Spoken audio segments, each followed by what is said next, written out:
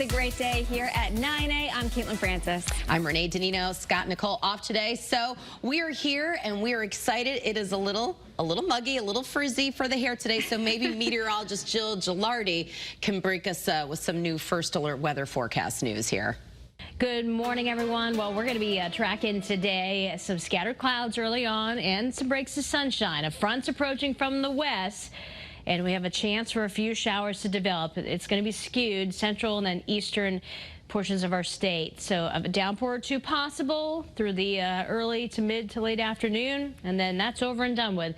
The front moves through and we feel amazing by tomorrow. Today, though, it is muggy out there, a little bit of sweaty weather, and those temperatures getting up into the low 80s, and we might need a sweater. That kind of weather returning Wednesday and especially Wednesday night into Thursday morning. Going to be chilly. We have some 50s to greet us tomorrow morning, 70s for highs, below average temperatures. 70s will continue all the way into Wednesday. So definitely some cooler than normal temperatures as we get closer and closer to Labor Day weekend. Got that fall vibe in the air. Sending it back to you, ladies. All right, thank you so much, Jill. Happy Monday. Channel 3 is your back-to-school authority, and this week families across the state are sending students back to class. I can't believe it. Unbelievable. It went by in a blink of an eye. All right, well, we are everywhere covering the first day and what to expect this new school year. All starts right now in Waterbury. That's where we find your reporter, Taylor Knight. She's live for us. Taylor, hey, good morning. So you were there when the first bell rang just a couple of hours ago. So how are students feeling? Renee and Caitlin, students are telling us how excited they were to walk through the doors here at Kennedy High School. School started just about 2 hours ago, right around 7:20 this morning. And new this year, students will have to scan their thumbs when they walk through the doors.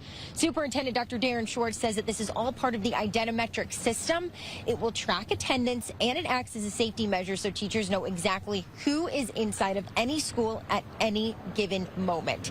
As for students here this morning, they say that they will miss summer break, of course, but they are ready to start the new year. Mainly I can catch up with all my friends I haven't seen in a while. It's actually pretty fun. And a reminder for drivers this time of year, it is getting busier out on the roads. We saw a lot of traffic building up here outside of Kennedy High School this morning, so that's just something to keep in mind this time of year as kids head back to school.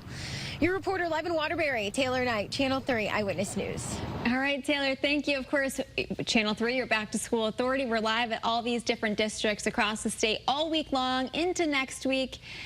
What was your favorite thing about back to school? Back to school shopping and lunch. I mean, I loved seeing the teachers and the kids, but I gotta say, I loved wearing my new shoes. And I used to wear all my cold winter clothes right at the onslaught of September, like the first day. Everyone, I think, is always overdressed because you have those cute fall clothes. That's right.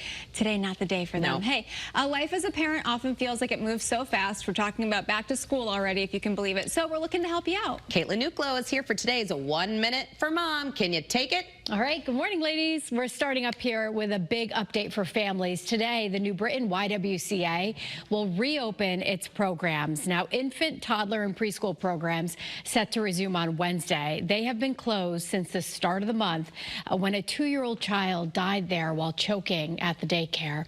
So families had to find other childcare options for the rest of the summer. Well, educators want state lawmakers to provide some more funding for schools ahead of potential federal funding cuts. They want the state to use its reserves or raise taxes on the wealthiest people here in our state. Republicans are opposed to the tax hikes and say that the state should reduce spending. Apple's new call screening feature could reduce scam calls. If someone calls you from a number that is not in your contacts, the iPhone will ask for a name and a reason for the call, and then you can actually ask more questions over text. Pick up the call or just hang up. What's great about all this, though, is if a scammer just hangs up, you're never even notified of that call. And how about this? Fairfield National Little League coming back to Connecticut with a big parade tonight and a key to the city. They had an incredible run capturing the hearts of fans across our state. So they're going to have a big parade there tonight, which is very exciting. Yep, starts at 5:30 at the Dairy Queen in town. And we're going to be streaming it live on WFSB+. Yeah, so you can catch all the action if you can't get there in person, right? Perfect. Well, we hope everybody can get out. I hope so. Support them. Nice job, Caitlin. Yeah, thanks, Kate.